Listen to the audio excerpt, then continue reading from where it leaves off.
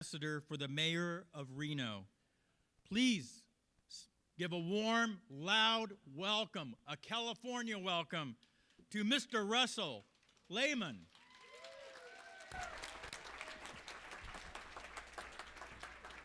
Thank you very much. Good afternoon. How's everybody doing today? Enjoying the conference? Great. Well, as you know, my name is Russell Lehman, speaker, author, poet, advocate, and I just happen to have autism. So the theme of this year's conference is, can everybody hear me okay? Oh, great. The theme of this year's conference is designing your dreams, a blueprint for a meaningful life. So I'm going to share you my story and let you know that your dream can come true. Your dreams can come true, and you can, if you're not already, you can live a fulfilling life. Because when I was younger, let me tell you, the last thing I would have ever thought was that I would be living a fulfilling life, and yet here I am doing so.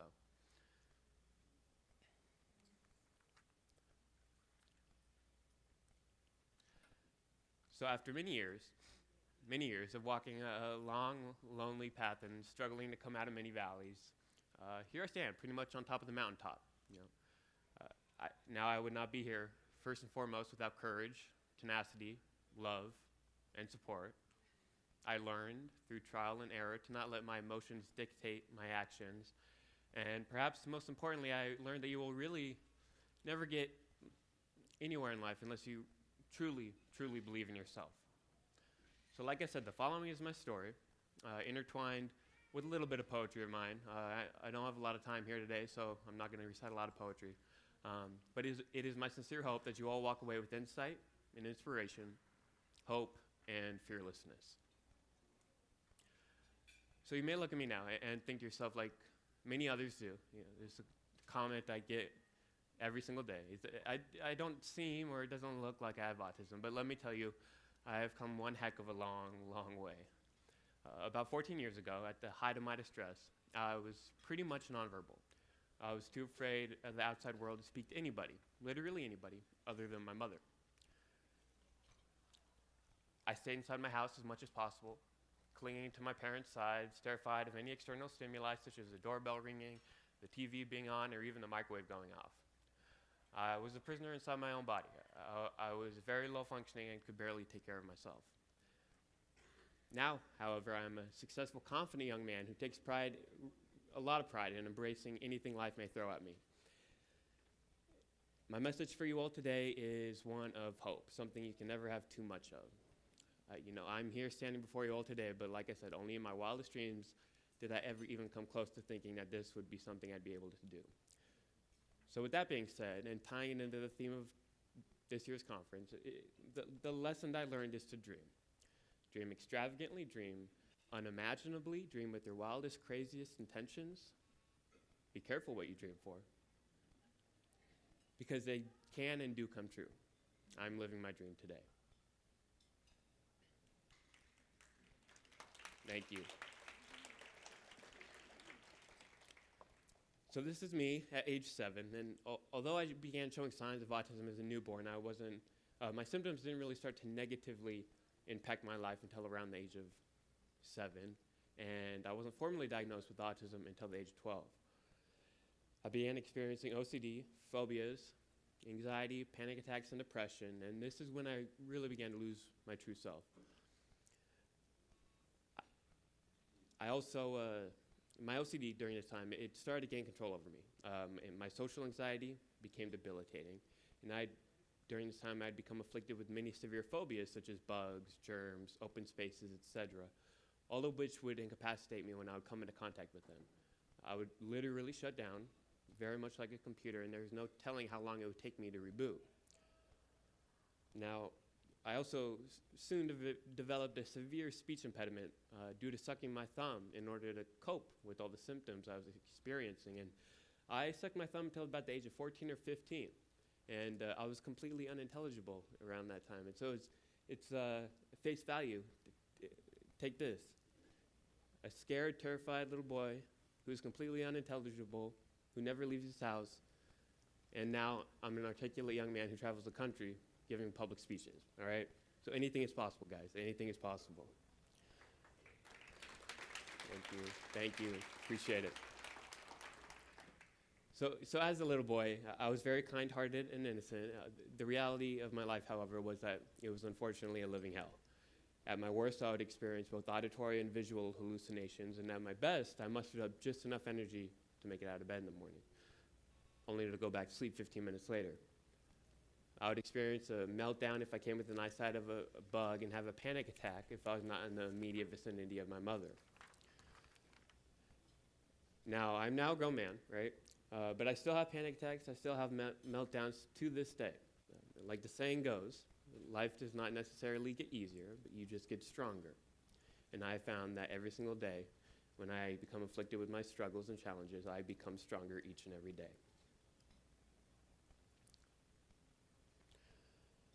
So when I was around the age of 9,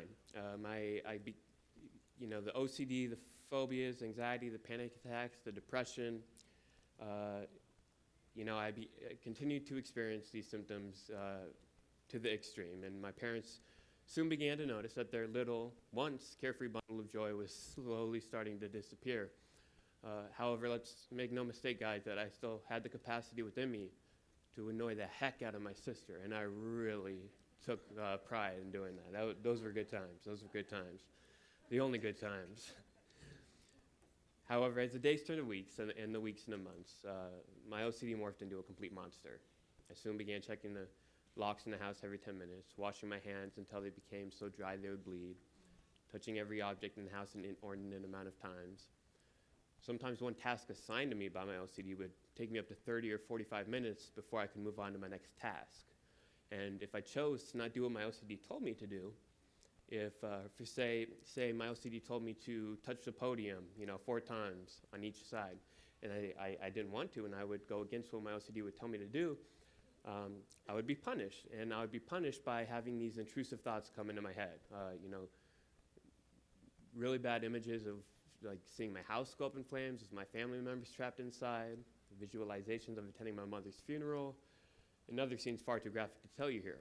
So that would be my punishment for not following my OCD's orders. So unfortunately, I did become a slave to my OCD because I did not want those thoughts in my head.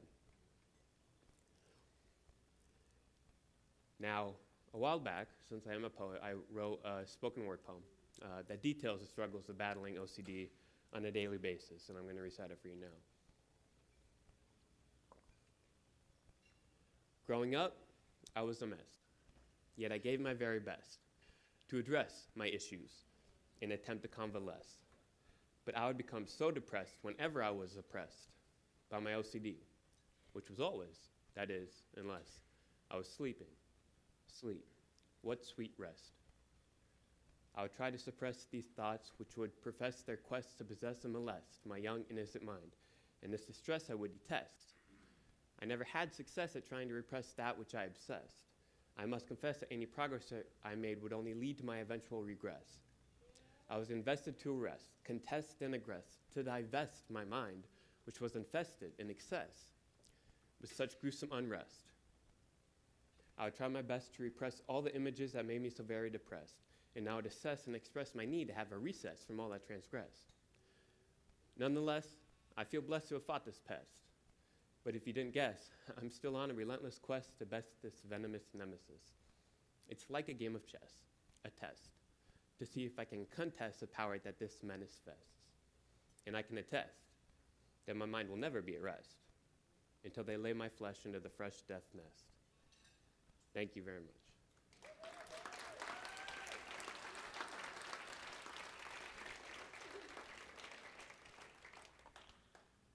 So hopefully that poem gives you a little bit of insight into just how exhausting and demanding and grueling battling this demon on a daily basis can be. And although it's a lot better than it was about 10 years ago, it's still a daily fight, and it gets exhausting.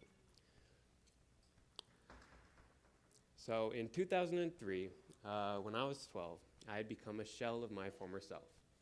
Every single day, I would wake up and just wish to go back to bed, for it was the only time I could escape my horrible life. Every day, all day, I was fighting a losing battle with my mind that was exhausting and grueling, and everyone around me could see that the life had been sucked out of me.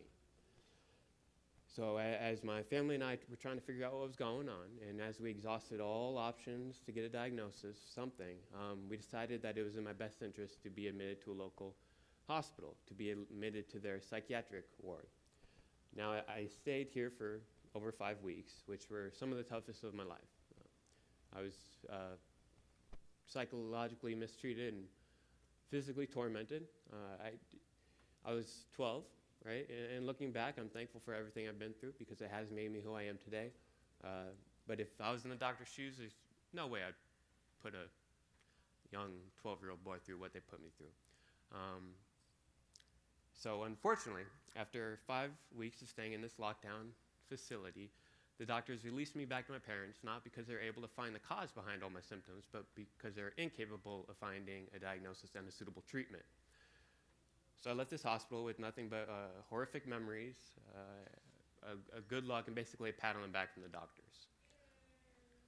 So I went home. And yeah, sure, I was glad to be out of the hospital, but it was very disheartening knowing that, they examined me for over a month and couldn't find a cause behind why I was having OCD, anxiety, depression, phobias, panic attacks, etc. So they released me back to my parents. And so here my family was, back at square one. I literally felt like I was losing my mind, and not one doctor could tell me what was going on inside of my brain. So for the next 6 months, I was forced by my school district to attend middle school due to the sole reason that they didn't believe I had a disability since no formal diagnosis had been made yet. So no IEPs, no accommodations, nothing.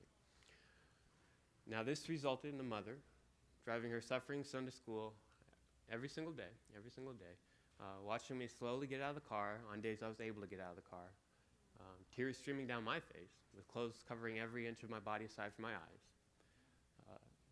Now, during this time, I pretty much always felt dead on the inside, but sure, I felt the pain, the anguish. These feelings were very numb, though, but what was not numb was the pain I felt when I would timorously walk towards the front doors of that school every day and look back at my mom in the car, suppressing her own tears, hesitantly blow me a kiss and drive away every single day. And I wish she would never have to have been through that, and I just can't fathom the pain that she as a parent was feeling. So during this time in my middle school, I spent the large majority of the school day sleeping in the principal's office because I would shut down as soon as I entered the school and was deathly afraid of encountering any people. Now, I was also bullied when I would come into contact with others, which unfortunately is pretty much a given these days. Very unfortunate. But yes, I was bullied when I would come into contact with others. However, the sad fact of the matter is that I was bullied more by the teachers and the staff than I was students. The students were actually pretty nice to me, but the teachers and staff would yell at me and put me down just because I couldn't function like a typical student. So later that year, after 6 months of going to this middle school, and later in that year of 2003, I was finally diagnosed with autism at the University of Washington's Autism Center at the age of 12, and where my family and I were living back then in the Seattle area.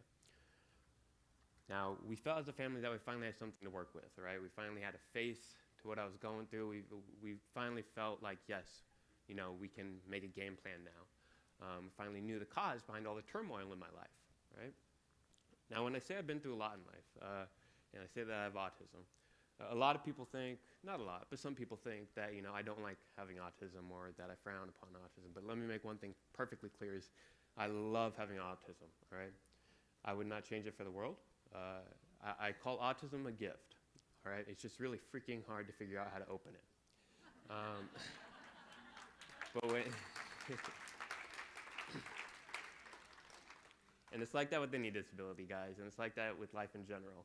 Everything is a gift, but some things can be really difficult to figure out how to open. But once you open it, you can really analyze, dissect, decipher what it's all about. You can use the beneficial aspects that come with it and learn to control and keep at bay the not so beneficial aspects of it. So I love having autism. Again, it's made me who I am, and I don't take back any moment of my life.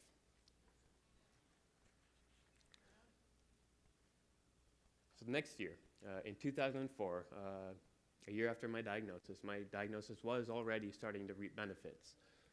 I was accepted into a specialty school in the Seattle area whose sole purpose was to cater and accommodate students who needed accommodations, whether it be autism, physical disability, bipolar, anger, didn't matter. They were there to just help each individual kid succeed. And succeed I did. From that very first day I went to that school. Now sure, I was, deathly afraid of schools at this point in my life. I did not like being around schools, so I was crying my eyes out again. I wanted to go home. But that very first day, my mom walked in with me, and I wasn't able to go into the classroom. And instead of being met with the demand from the teacher said, "Okay, Russell, take one step inside the classroom, and then you can go home." And I was like, sweet, cool. So with my hoodie on, right, clothes covering every inch of my body, I didn't even look in the classroom. I didn't want to see any kids or stimuli or anything, but I literally took one step in like that quick. And she said, "Good job, Russell, go home." And she was serious. I was like, sweet, she is serious. So I went home. But let me tell you, baby steps to big dreams. That day, I literally and figuratively took a baby step. And ever since that day, baby steps have been the theme of my life's accomplishments. Because when I went home that day, I succeeded. I did something, which was unheard of back then, unfortunately. But I went home that day feeling proud of myself. And the next day I went back, the teacher told me not to take one step in the classroom, but 2 steps. So I took 2 steps in the classroom. And then she told me what I really wanted to hear. "Okay, Russell, go home." So I went home. And after 10 days of taking these steps, I eventually took 10 steps inside the classroom on the 10th day. I made it to my desk, which was very near the door, aside, kind of away from the group of kids, so I could transition slowly into the classroom. So on the 10th day, I was able to get to my desk and actually sit down. And let me tell you, baby steps are huge because the chance of failure is very low, chance of success is very high, and when you incrementally take these steps and successes and you add them up, they really build up your self-confidence and self-esteem and belief in yourself.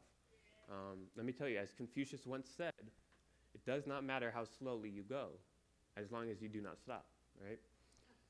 So, aside from my hard work and pushing myself out of my comfort zone, taking these baby steps, this school really was unbelievable because it let me be me, it let me be me. It didn't try to conform me.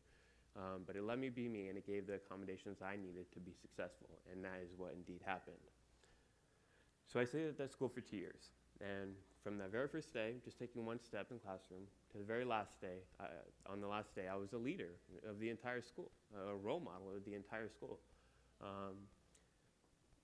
Taking baby steps, it can be a slow and long process, but let me tell you, the joy that you feel when you look back over your shoulder after a while and see that those baby steps are accruing into giant leaps forward, no better feeling on earth. No better feeling on earth.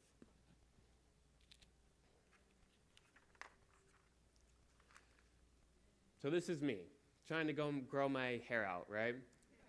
We decided to move to Reno, Nevada after that, after my 2 years at the specialty school. And so I had a lot of confidence going into moving to Reno, which is why I tried growing my hair out. And as you can see, I may have had too much confidence because I failed miserably at it. So I just want to show you this, guys, in case anyone, especially you guys out there, if you ever want to grow your hair out, use this as an example of what not to do, okay? Okay? I just want to throw in some style tips for you guys today. So in 2011, at the age of 20, I wrote a book titled Inside Out, and I like to think I was the reason why Disney called their latest movie Inside Out, but who knows now. So yeah, it's a book of, it's a short autobiography of my life up until the age of 20, the age I was when this book was published.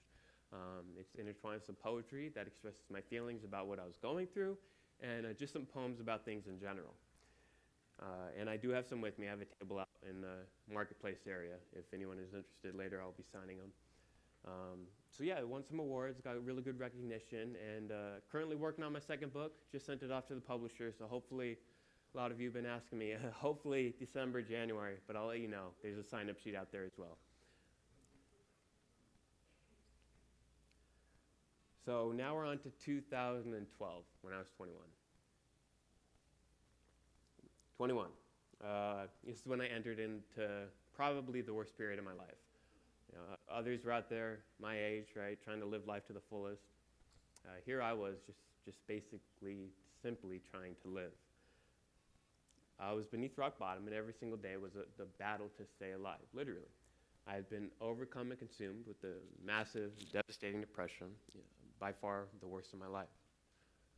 If you were to look at my countenance back then, right, you'd be able to see that there wasn't much life behind those hollow blue eyes. During this time in my life, I was just a body. I had no affect, no personality, my sense of humor was gone. Who knows if I even had a soul. I was completely and entirely dead on the inside. I wasn't living. I was just existing and barely surviving. My OCD was once again running rampant, and long story short, it morphed into anorexia. Which is actually extremely rare for males. But it morphed into anorexia. I began crashing to the floor several times a day due to a lack of energy. I stopped eating, lost a tremendous amount of weight, and at the age of 21, one day I remember I had an itch on my head, and I looked down because I felt something in my hand, and it was a clump of my hair. My hair was falling out at the age of 21, when I was supposed to be in the prime of my life, right? Probably the most disheartening moment of my life. And, aside from all these symptoms occurring from my lack of eating, all the symptoms that I thought I had once conquered in my life, OCD, anxiety, panic attacks, depression, they came storming back in. So during this time, I again developed severe separation anxiety with regards to my mom. Those grotesque, intrusive thoughts started to invade my mind again, and I had developed such an extreme case of agoraphobia that I did not leave my house for 56 straight days, let alone change my clothes or even shower. Now, if you think about that for a minute, every single day for 56 straight days, I kept track because I do have OCD. Every single day, I never left the house, but I would barely even leave my room. And every single day, I would cry for the majority of the day. And, I didn't have enough energy to get a tissue to wipe my tears, so I'd use my shirt. I used my shirt to blow my nose every single day for hours, every single day. My shirt would be soaked from wiping the tears off my face. And not once did I have the energy nor the motivation to change that shirt. The only thing I had enough energy to do was to wallow in my despair. All right? At night, when I would lie in bed, glad that the day was over and I could finally get some peace by sleeping, a certain line from Edgar Allan Poe's The Pit and the Pendulum would come to mind.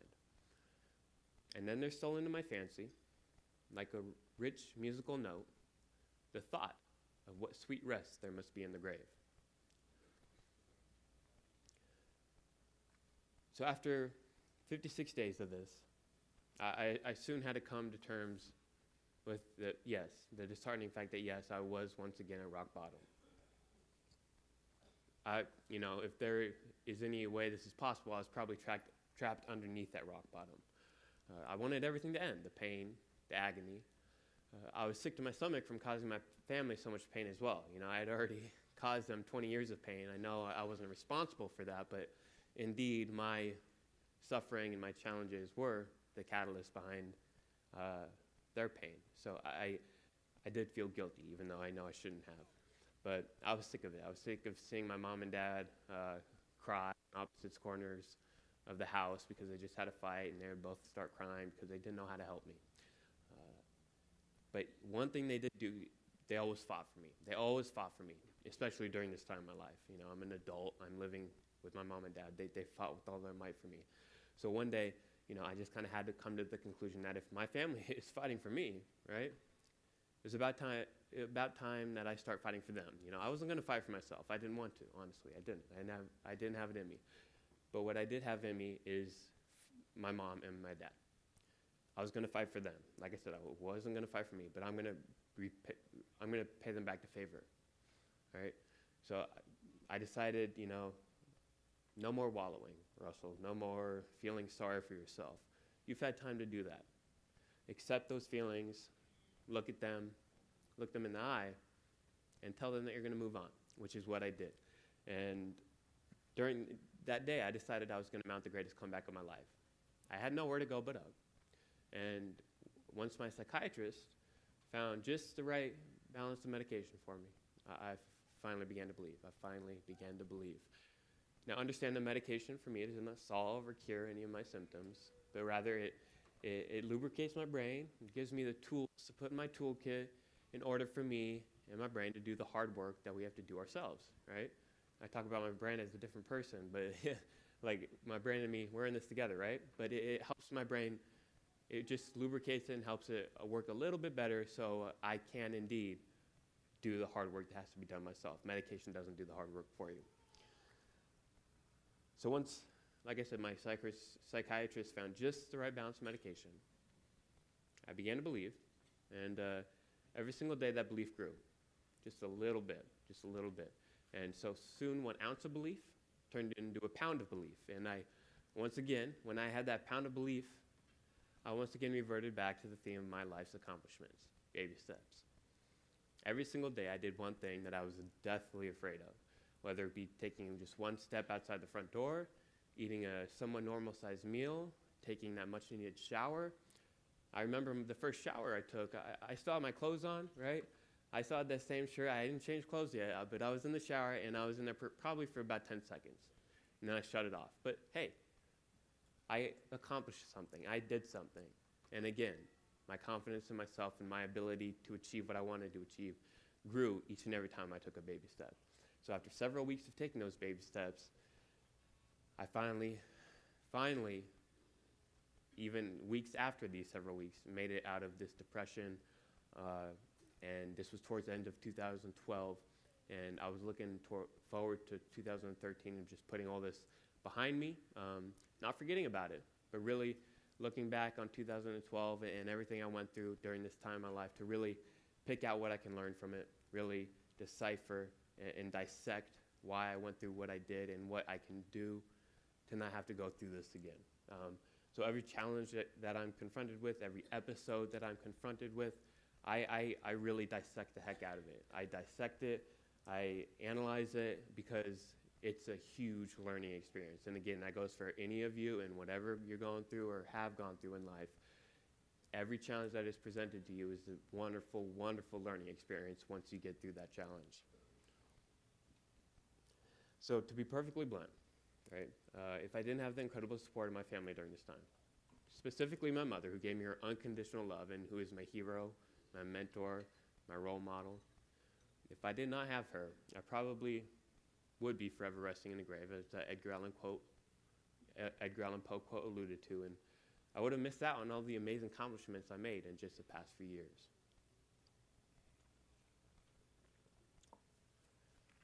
So after everything I've been through, I've learned, or at least I like to think I've learned, the secret to being able to bounce back after life throws you against the wall. And that secret is to really be your own best friend. Really be your own best friend. As Buddha said, you yourself, as much as anybody in the entire universe, deserve your own love and affection. All right? Like it or not, guys, I'm sorry to tell you, but you're all going to be stuck with yourselves for the rest of your life. All right? I'm going to be stuck with myself. So we might as well put in effort to get to know ourselves and to learn what we can achieve and what we are capable of.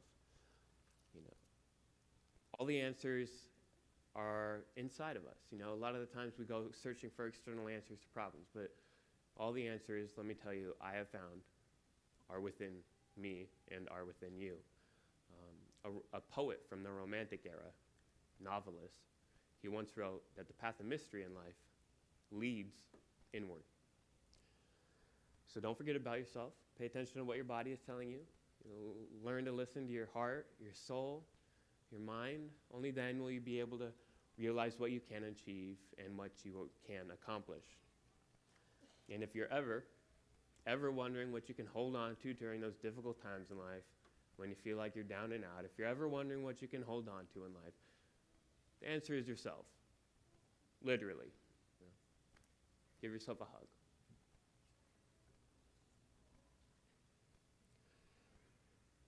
So I tend to talk about my disability very openly and very freely because it is such an integral part of who I am. And I am not ashamed at all to say that I have a disability, because I do, in my eyes, right? It is a fact that in various aspects of life, I cannot function as well as the vast majority of the population. And for me, that's nothing to be ashamed of. In fact, I'm proud to say out loud that I have a disability, because without this disability, I would not have the sheer determination to live a life that is fulfilling and meaningful, remarkable and memorable, incredible and unforgettable. My disability has been the sole catalyst behind my determination to live that kind of life. You know, we all have our abilities, we all have things we can improve on. So, you know, a lot of people question whether we should label others, and yeah, labels are a huge issue, but let me tell you guys, throughout the history of mankind, there have always been labels. So unfortunately, we'll never get rid of labels. The names of the labels will change. The labels in and of themselves will not ever go away. So I encourage you all to own what you like about yourself. Own what you don't like about yourself. Because if there's one thing you don't own in your life, it will come back and own you guys. So I own that I have autism. I own that I have panic attacks. I own that I get really depressed, because I don't want it to own me. The heaviest burdens in life are only put upon the shoulders of those strong enough to carry them, all right? So instead of asking yourself, why me? Try asking yourself, why not me?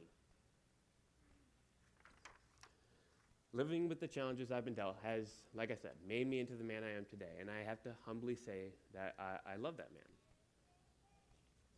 man. I'm living proof that individuals with disabilities can accomplish anything within their realm of possibility. Add a little belief, love, and support into the mix, in that realm of possibility, we'll only continue to expand. I'm here today to tell you all that no matter what challenges you face in life, whether they be physical, mental, emotional, spiritual, external, if you believe in yourself, and I mean truly believe in yourself and your purpose, and the fact that your heart is beating for a reason, you can achieve what once may have only been your wildest dream.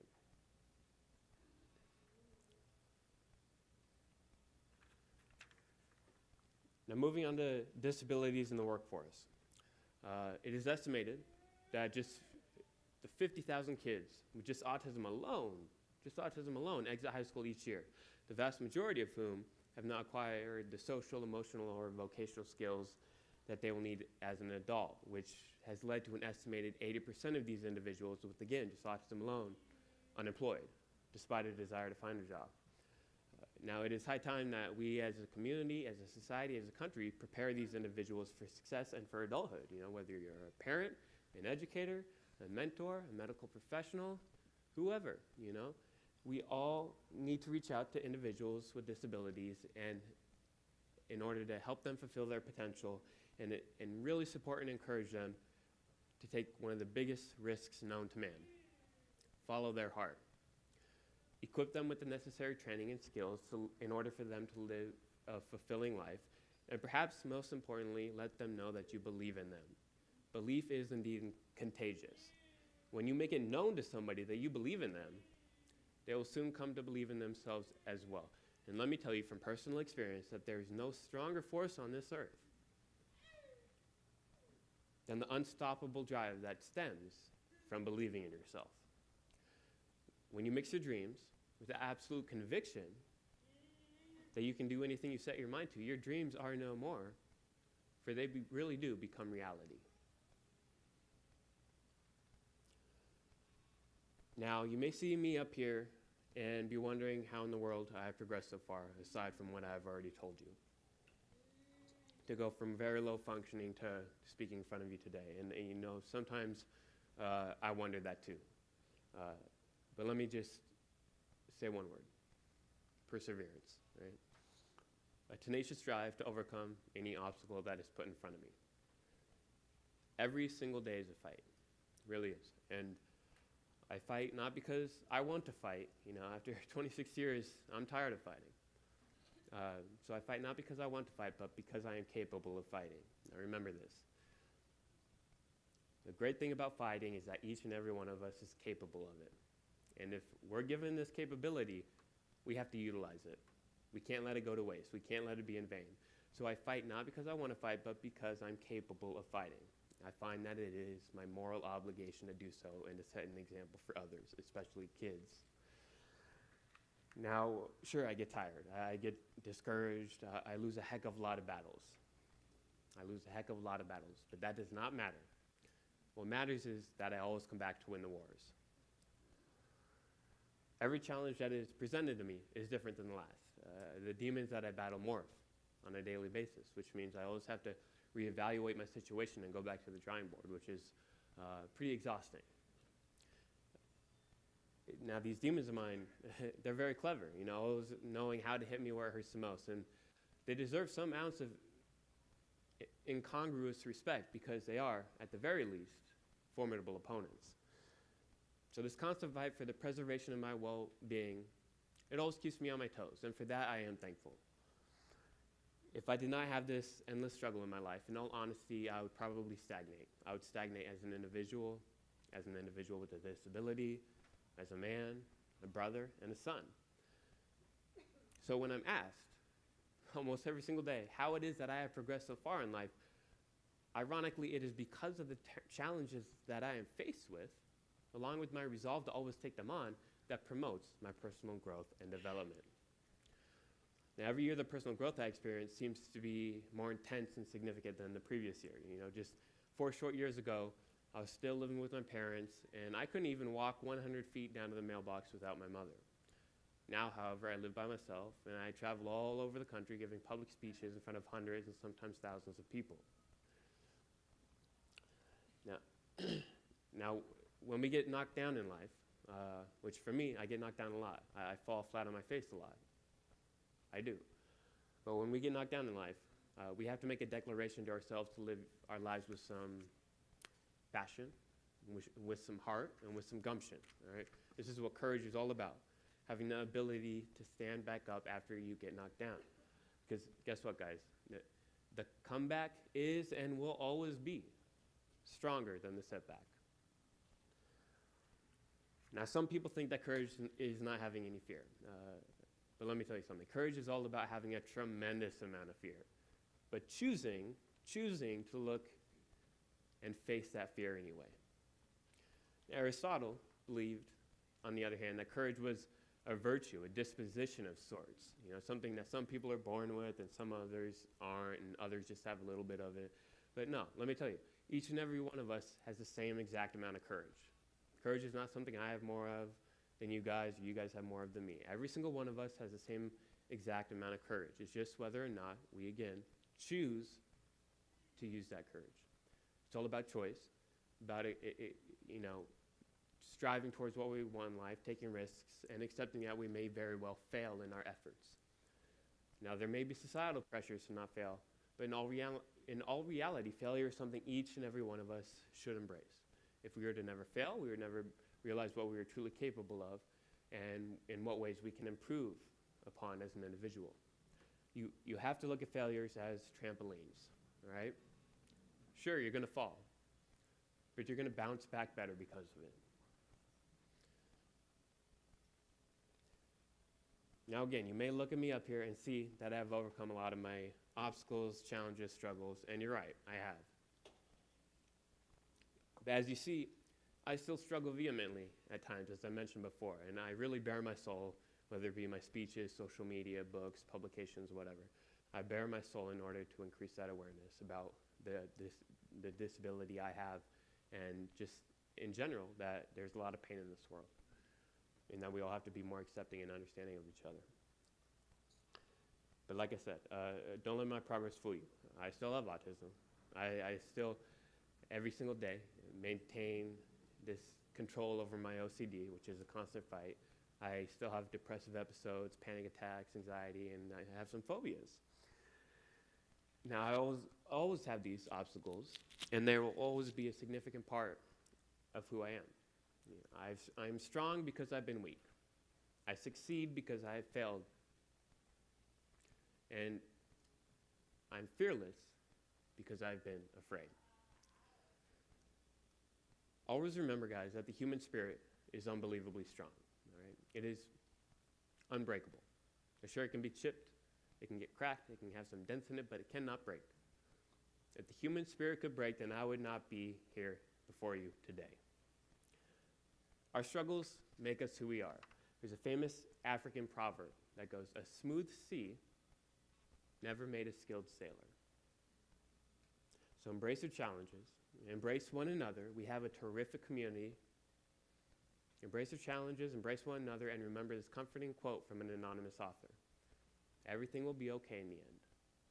If it's not okay, then it's not the end. What our community needs going forward is for each and every one of us to speak up.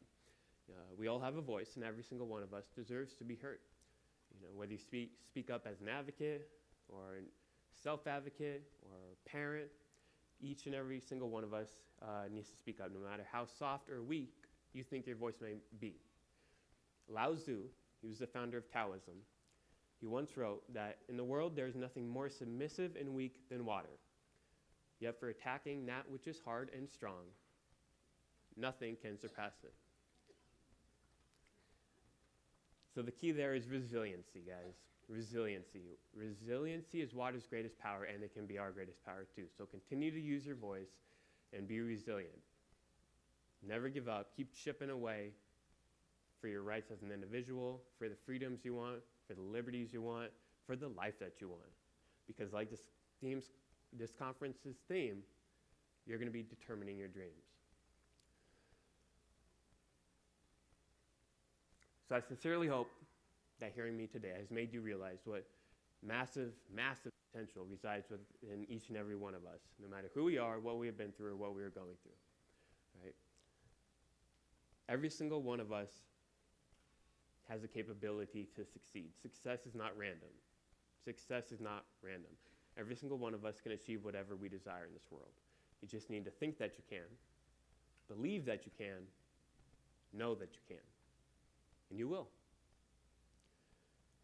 I'm here speaking today because I may have a disability, but my disability does not have me. Now, it used to have me, and it might grab me by the foot sometimes, but I always manage to shake free, always.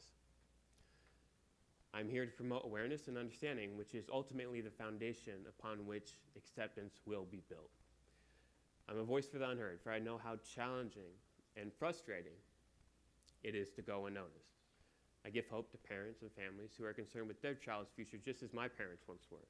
And I let kids and people who are struggling with anything in life know that no matter how cliche it sounds, guys, life does get better. Now, I'm not saying life is going to get easier, but life will get better. You just have to believe it will.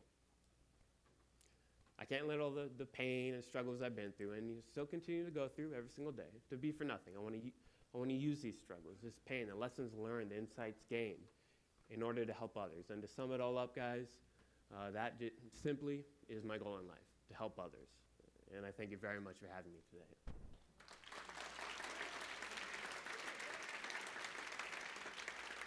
Thank you. Thank you.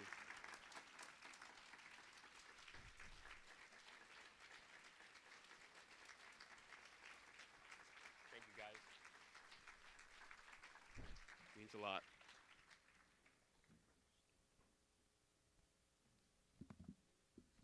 Let's give another round of applause to Russell. I think all of us in this audience was deeply moved by your remarks and about your life story because A, it's about your life, and it's about